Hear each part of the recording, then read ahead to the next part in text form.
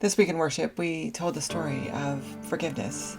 Peter asked Jesus how many times he should forgive, and Jesus says, I tell you, not 7 times, but 77 times, or 70 times 7. Let's talk a little bit about what forgiveness actually looks like.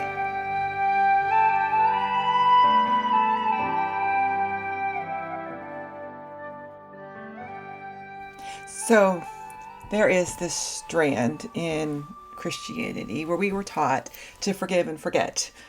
Maybe you've heard that slogan, the idea of forgiving and forgetting, that you should forgive someone and also forget whatever they did to you. And I know that is not right. That's not what the Bible is saying either.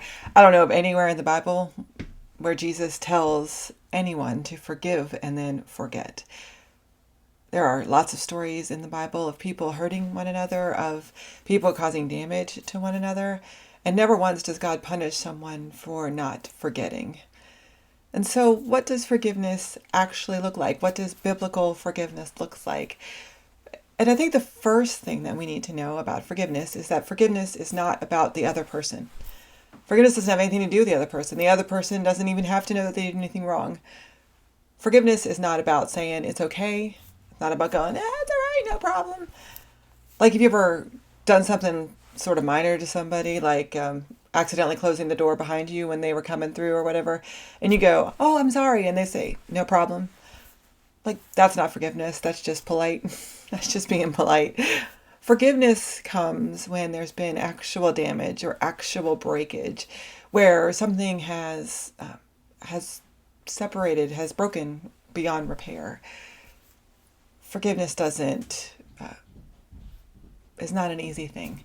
Forgiveness asks something from us, but it doesn't have anything to do with the other person. Jesus doesn't tell Peter to forgive if the other person has apologized. Jesus doesn't tell Peter to forgive after the other person realizes what a terrible person they are. Jesus doesn't say forgive and then go right back into the relationship that was causing you damage and destruction in the first place. That's not anywhere in any of this scripture. That's all stuff we've added on later. Jesus tells Peter to forgive a nearly unlimited amount of times.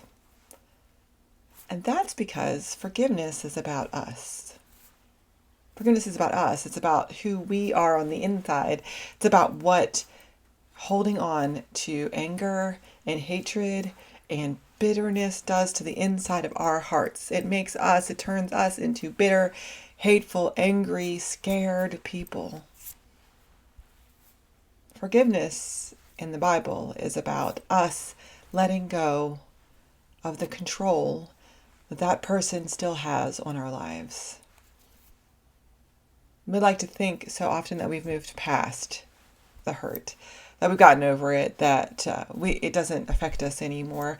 But I tell you, if I wake up in the morning sometimes remembering what my 6th grade bully did to me and feeling that shame all over again, then we don't ever really get past any of those moments of brokenness, any of those moments of hurt, any of those moments that cause us anger and doubt and frustration with ourselves.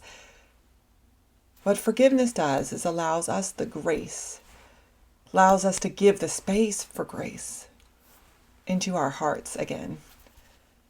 And so that person may never change. Person may continue to be as big of a jerk as they have always been. That person may continue to be as abusive as they've always been. They may go around the world causing chaos and mass destruction, and you should tell people about it. But you don't need to hold on to the anger and the hurt in your heart. And so forgiveness is about us. It doesn't mean we need to forget what happened. It doesn't mean we need to excuse what happened. It does not ask us to go back to the way things were as if nothing ever changed. And if somebody is telling you that you need to forgive and forget, but you're hurt, or they tell you to forgive them and they say, I'm sorry, and they continue to do the same things over and over again, then the worst thing you can do is forget. The best thing you can do is forgive, which is to let go of the control they have on you. To forgive yourself for letting that happen to you. forgive yourself for walking into that situation or continuing to live in that situation. It's about changing our own hearts. It's about reminding ourselves of who God sees us to be. And if necessary, it means never, ever forgetting. Because when we forget, we walk right back into something that's just going to cause us more hurt and more pain. If we forget, it means we didn't learn or grow. It means that we didn't change. And that could be the worst loss of brokenness. You can never put something back together again unless you acknowledge that it's broken in the first place. And so I say, don't forget.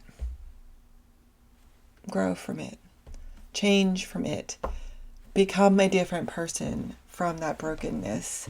Allow God's grace to fill up those spots in your heart that are broken. And that begins with forgiveness of ourselves and in ourselves. So maybe it's time to let go.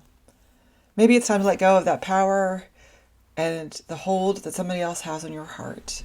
Maybe it's time to let go of their ability to control who you are and what you are and how you see the world. And yes, you should do that an unlimited amount of time. But you don't have to forget. You can forgive to change who you are and how you react the next time. But you don't have to give space to others to continue to hurt you or to continue allow that hurt to define who you are. And that grace, that freedom, it's unlimited.